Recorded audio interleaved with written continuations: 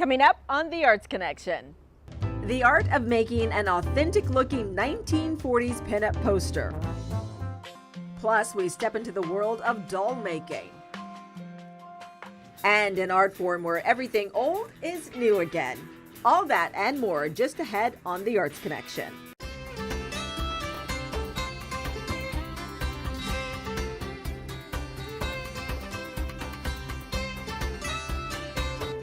Hello and welcome to The Arts Connection, your program about all things creative here in Central Florida.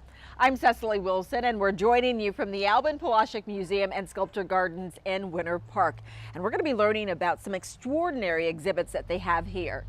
Each year they bring in a remarkable schedule of events, and of course we'll be checking out one of them, Vladimir Fomin's Florida Animals, often described as avant-garde Lubak. Now that's a traditional form of Russian folk art, and as I said, we're going to learn more about that in just a moment. But first in this program, we're going to take a look back at some of our favorite features about some offbeat and unique kinds of art, and we begin with the pinup artist. From the cutesy girl next door to the glamorous Hollywood starlet and even the seductive vamp. They were all part of an American phenomenon called pinups. And you're about to meet an Orlando artist who makes her living creating a flash from the past in a 21st century kind of way. Okay, boys, feast your eyes on the ladies who paved the way for pinup beauties.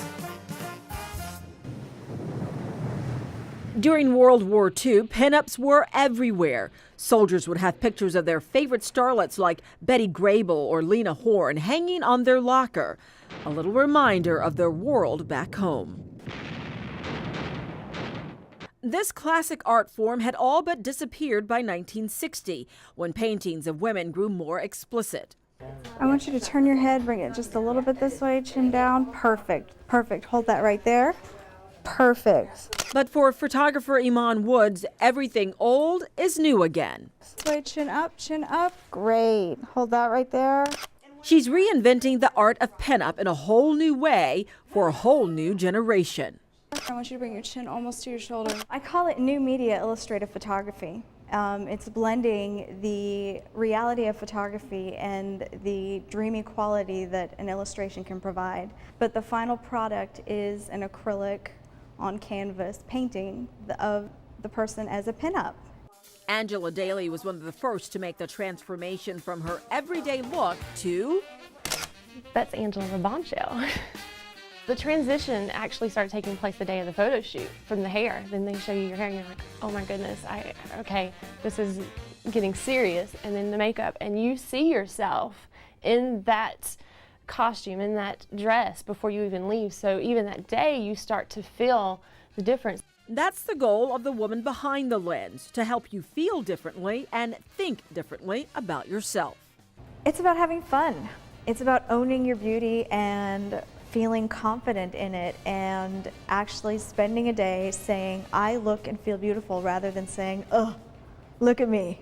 As an artist, to actually be able to be behind the scenes and do the makeup is really rewarding, to get to see someone else's reaction.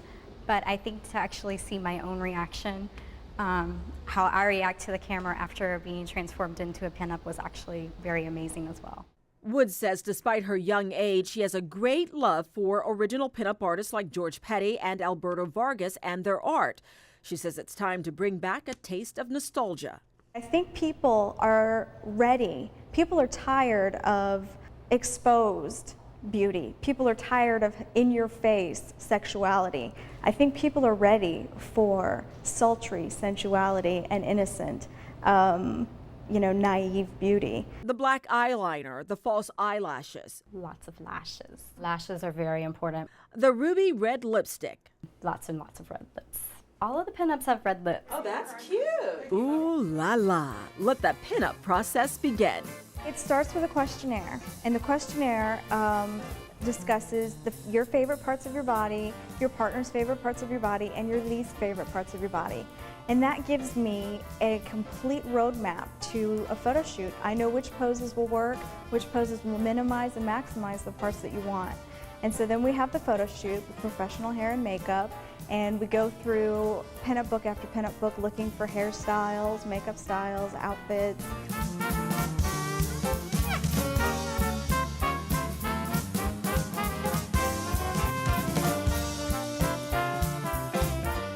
When I see someone go to the mirror and see themselves for the first time as a pinup, and I see them go, ah, and get all excited, or when I hear about someone looking at her picture every day, you know, if someone says to me, you know, I felt prettier, that's so powerful.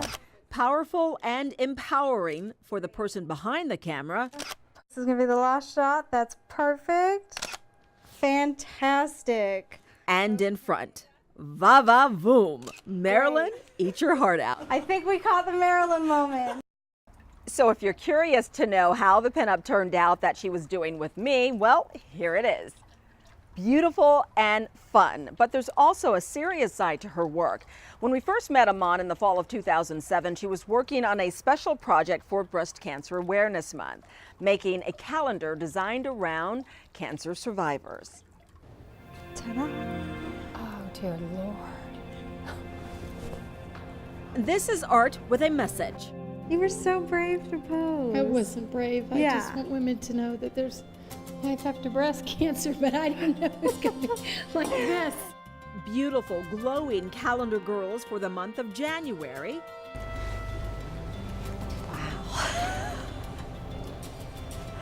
It doesn't look like me. February. There you are. That doesn't even look like me. It's you. You're so sassy with your posing. Look at you. That was the most incredible day. March and April. Oh. Wow, my hair has grown. I told you. It's beautiful. My dad's gonna love that since that's his birthday. Okay, so His now birth tell month. me that you're not photogenic. Okay, maybe a little. I just don't like my picture taken. I don't know why, but you did a beautiful job. Each one with a story of survival. I had one of the most aggressive kind of breast cancer at a very young age, at 36 years old with 3 babies at home, and I just knew, okay, I got to put my boots on. There's got to be a twist to this, and so here I am. Early detection is what Sherry Sawyers believes saved her life. Now she and the others are spreading the message, not only in October, but 12 months out of the year. I talked to a lot of my friends and girlfriends and everybody at my office about the awareness, because that's, I think, what saved my life, is that I caught it very early. And I remind everyone of that every day and make sure they get their mammograms. For Melissa Hamill, the day of her photo shoot was bittersweet. That was the last day of my treatment, so it was a pretty emotional day. So the way I was feeling is not really represented in that picture. It was an awesome way to end a long, emotional, torturous time to survive it. And to think the Day of Beauty started out with a what if. What if during the most difficult part of their life, during this time when the last thing that they're worrying about is feeling pretty, I could help them to feel pretty? What if? It does make you stop and find the inner beauty and make you feel pretty again, because the whole cancer journey can be very exhausting. You did a beautiful job. It is certainly worth surviving. And celebrating life 365 days a year. We turn now to the story of a doll artist. That's right, you heard me, doll artist. Greg Ortiz is one of the top doll artists in the world, and he lives right here in Orlando. When Kristen Kenny first introduced us to him in January of 2008, he was getting ready for the 17th annual International Doll Expo.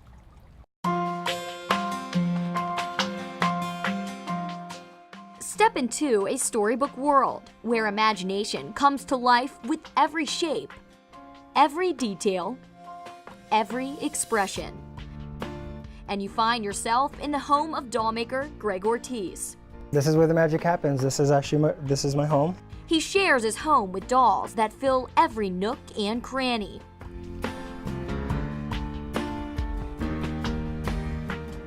and scattered in his garage studio are body parts of his latest project. This year it's children and nursery rhymes and storybooks. It's a part of a collection of a dozen original dolls he's preparing for this month's International Doll Expo. These are a lot of the new pieces that I'm creating for the show that's going to happen in January in 2008. He's one of the hottest names in the doll business, gracing the cover of nearly every doll magazine. I've been featured on Dolls Magazine, Doll Reader. And what makes him so hot? It's his decadent avant-garde style. A style that is as intricate and elaborate as they come. This one is actually goat hair, which is completely different. The texture is completely different. And of course it's encrusted with all the jewelry, which is vintage jewelry. He's not afraid to mix vintage with contemporary materials. This is an old vintage purse, and so all of this beadwork was all hand done. It's 17th century, and so I'll use these particular pieces to embellish a costume. And it's this unique combination that adds to the quality of his creations, costing collectors up to $15,000. This is actually my version of Phantom of the Opera, and he actually, once you take the actual face off, there's a sculpted one behind it. Of course, this is all vintage fabrics, which then to match a lot of the fabrics that probably some of them are new, I'll then dye everything to make it match. And so it's hues on hues, and it gives that same theatrical feel that is pretty much my background. But 16 years ago, Greg never dreamed of dipping into the doll world. I haven't sculpted at all. Instead, his magic was found on the dance floor. Being that I performed in Orlando, it mostly was the amusement parks in Orlando, such as Disney and Universal Studios. My whole goal was to pursue the performing arts because I wanted to be a dancer. Until he met someone who changed his life forever, Pat Thompson. He met Thompson, a notable doll maker, on a visit to the New York City Toy Fair in 1991. She had these elaborate costumes and big headdresses, and she actually started me in the sculpting by giving me a bar of clay and asked me to create something within 6 months and then present it to her. And the results? A 40-inch mermaid with 5 tails, 2,000 freshwater pearls, and 3 human hair wigs. It was just really gaudy. It weighed like probably 200 pounds. Not bad for his first try. Yeah, it was just to see if I, had it in me and see how far I could spread the clay. A test of his talents that proved to be a turning point in his career.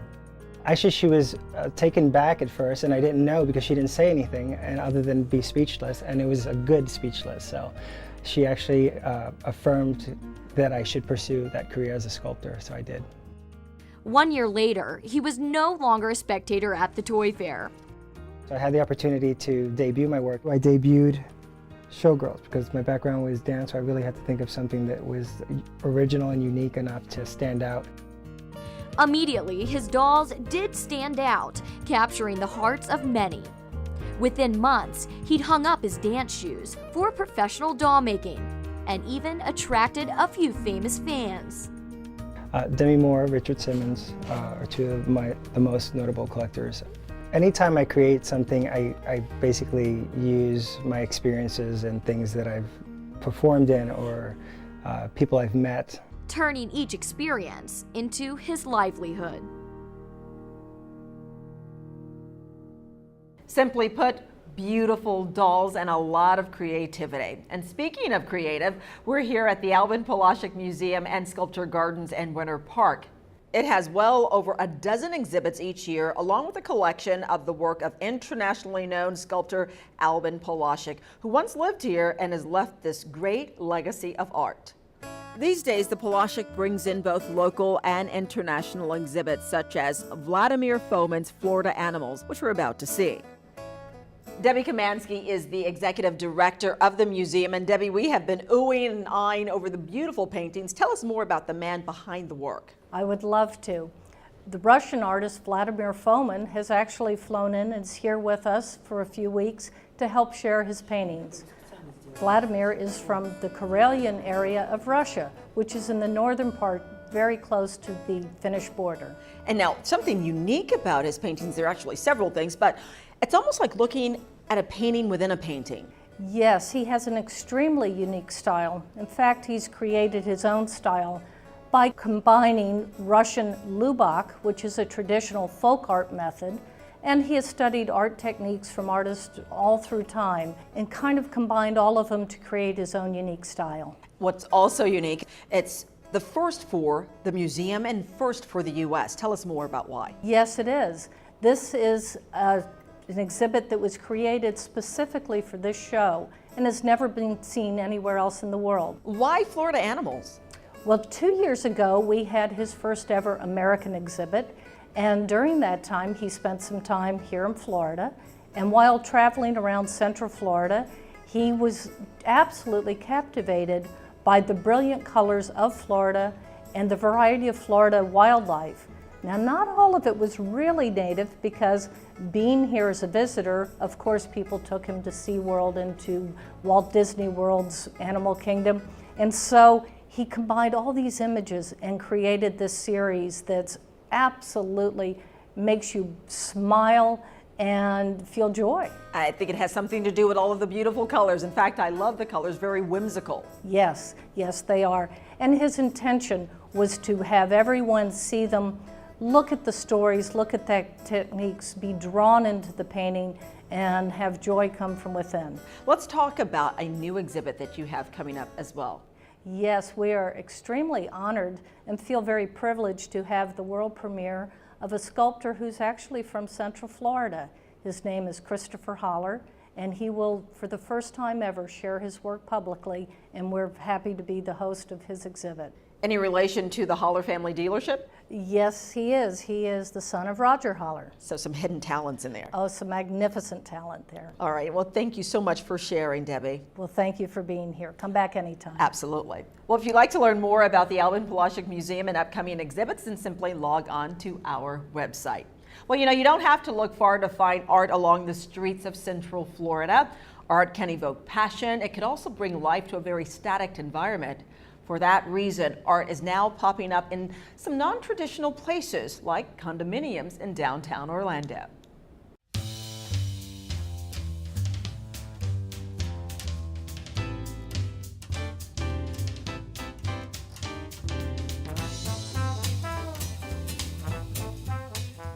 Cities are built on elements of art, architectural designs, landscaping, and sculptures. Mixed in with the bricks and mortar is another element, fine art.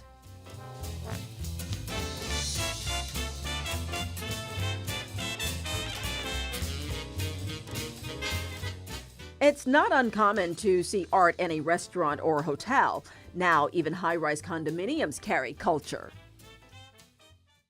Educated people want art around them, professionals want art around them. It shows a kind of sophistication and cultural maturity. That was the vision developers had in mind for The View, downtown Orlando's newest and tallest condominium overlooking Lake Eola. Meet Downa Dallas. It was her job to help make that vision a reality. So when Mike Murray came to us and said, I want a collection that lives and touches the residents that are going to be here. I want this project to really support and encourage other people to support the arts. So that is, you know, an artist's dream, an art consultant's dream. This is like a dream project.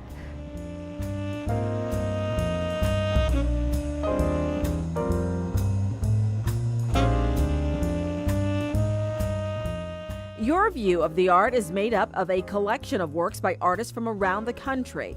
Artists like Cindy Anderson. She's featuring her Echo of Flight series. They're all about spirit and soul and thinking of the good side of the world, you know, of things that are light and that make us feel like we can rise above. Appreciating art and adding it to the building and making it more of a personal home environment. It's less stagnant, it's more alive. You may even recognize Dallas's work. She's known as the heart artist. My work over the last 15 years being showing and exhibiting fine artists is really making a statement about people and their lives and about loving what you do and loving who you are. And even loving where you live.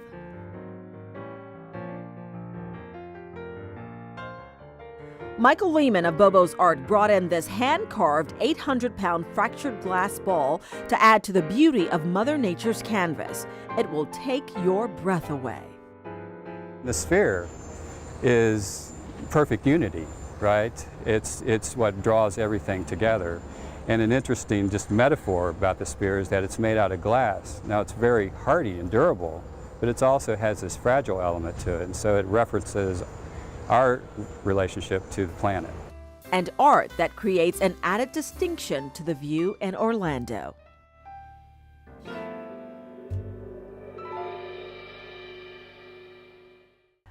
Again, in this program, we are revisiting some of our features that take a look at some unique ways people express creativity. And one of the most creative people we met in 2007 had a way of taking old things and making them new again. Jessica Sanchez found him in a little place called Boom Art in downtown Orlando.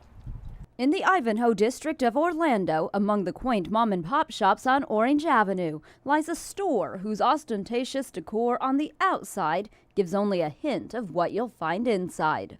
When they first walk in, I'd say at least 7 out of 10 people say wow. Then I know it's their first time in the door.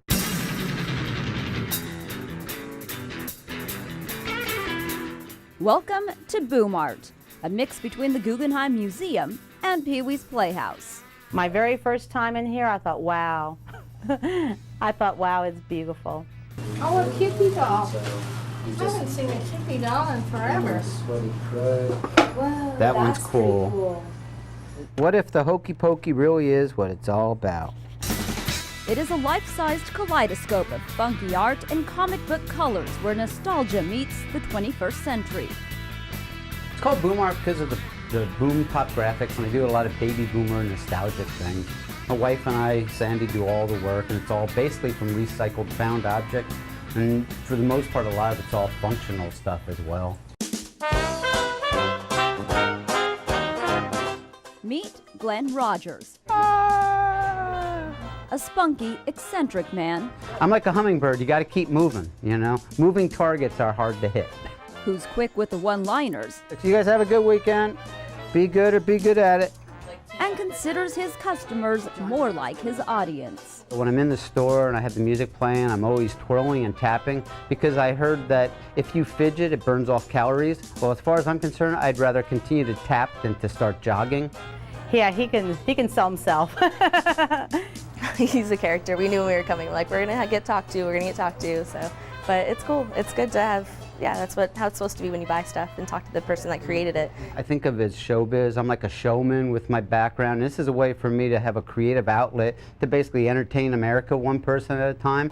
I like this one, don't drink and draw. That's my public service announcement. Glenn and his wife Sandy are living every artist's dream, turning their passion into their livelihood, and doing it with items many of us throw out during spring cleaning. We make clocks from book covers and postcards, snack bowls from record albums, chandeliers from old Melmac cups and saucers, and then all the furniture and canvases, we hand paint them and then encapsulate them in plastic so they last forever. This is nostalgic to me. You know, I was raised in the 60s and the 70s, so when I come in here, I see a lot of things that I grew up with. For 13 years now, we've been out there flooding the planet with this stuff, so I'm just hoping that people continue to enjoy it because this is basically what we like to do. That's what I call the Bloomingdale stuff. You just cram the paper in there. And this is like handmade, hand painted, like thought put into it. And it's just funky. It's something different.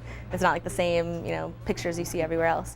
While everything in the store is unique, it is still an exact replica of Glenn's personality, vibrant, energetic. Well, you can attribute that to his days as Cricket the Clown with the Ringling Brothers Circus. My wife and I are both ex-Ringling Brothers circus performers, did a lot of movie and TV work, and like to create and can't keep everything, so this has been our outlet. I was basically too young to croak, too old to be hired, and if I stayed home, I would just annoy the wife, so this is my clubhouse and social life. I always say we're kind of like the plate spinners on the old Ed Sullivan Show. At least we're still in showbiz. And of course, what's a life in showbiz without an impressive list of A-list friends? Many big names have the Boom Art name somewhere in their homes. Shaquille O'Neal, Carrot Top, Jeff Foxworthy, Chip Carey, Steven Tyler, Tom Peterson of Cheap Trick, Frey Schneider, B-52s, Maureen McGovern, Congresswoman Pat Schroeder, Jay Leno, Ann Margaret, Rob Thomas, Paul Schaefer, and even some girl, some news thing, Jessica Sanchez or something. She's been here. Yes, I have, and I stayed long enough to know that when you walk through the doors of Glenn and Sandy's Boom Art store, you can look for art, but you'll get a show. And that's my spontaneously scheduled existence. And whether you buy something or not, chances are you'll be back again. And my goal is that 100 years from now, somebody shows up on the Antique Roadshow with a piece of boom art, and there's enough of this documentation that they know we're on the planet. So at least I can make sure I get credit for being here. Well, that wraps it for this Arts Connection. We certainly hope you have enjoyed our program. Please check us out on the web at wmfe.org/arts. You can view tonight's program or any past programs that you may have missed. Again, thanks for watching. We'll see you next time. Bye.